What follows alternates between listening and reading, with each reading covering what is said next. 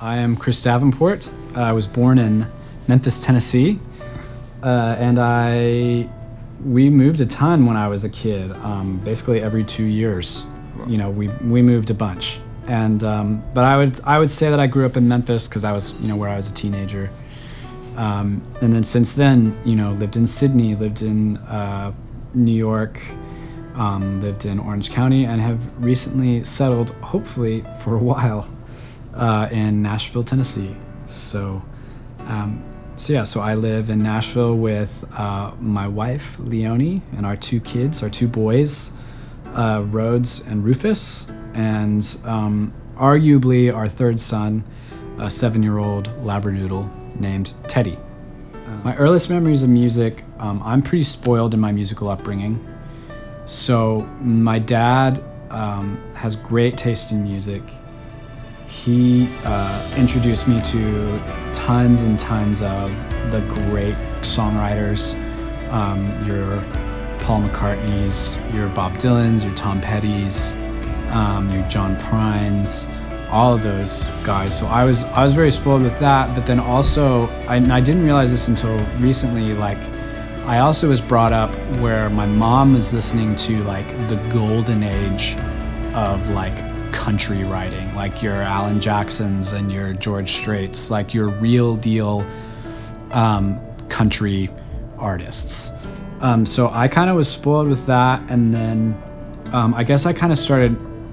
I think I've said before, I started playing guitar because my cousin came over one time and he played a song for my dad on the guitar called Dust in the Wind by Kansas.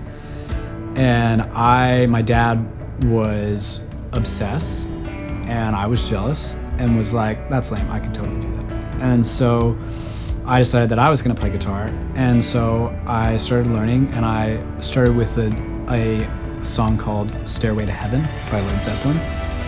And music just kind of made sense to me.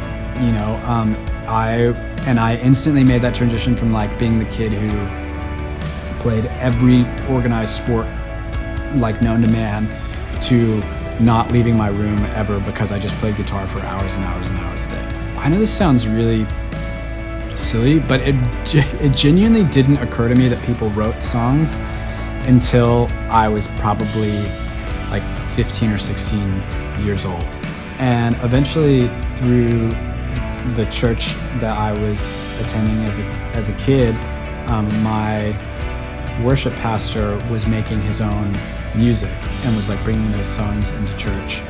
And that was when it kind of started clicking with me, because I was oh, these songs that we play on Sundays, there's people behind them and there's people that are writing them as well. And so writing kind of came to me in a real natural way, I think, because that I had such a rich upbringing as far as writing goes.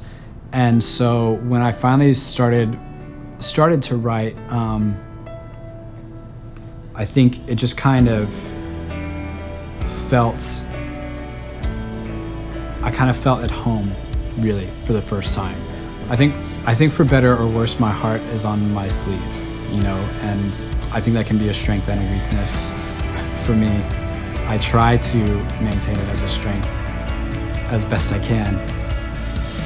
I do my best to let my real life inform my writing as best I can, because I think that I want the songs that I write to reach people in their real lives as best I can. All we're able to do is serve God with what we have. And so these things, mental health, family situations, all those things, those are the things that God can use. And He's a good enough God that He can use anything. He's a good enough God that He can use anyone.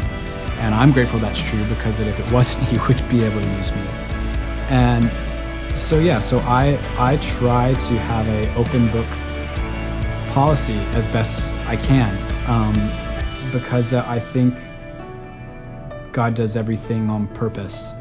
And so that means that the things that He has walked through with me there's beauty in all of them, and there's purpose in all of them, and there's a plan in all of them.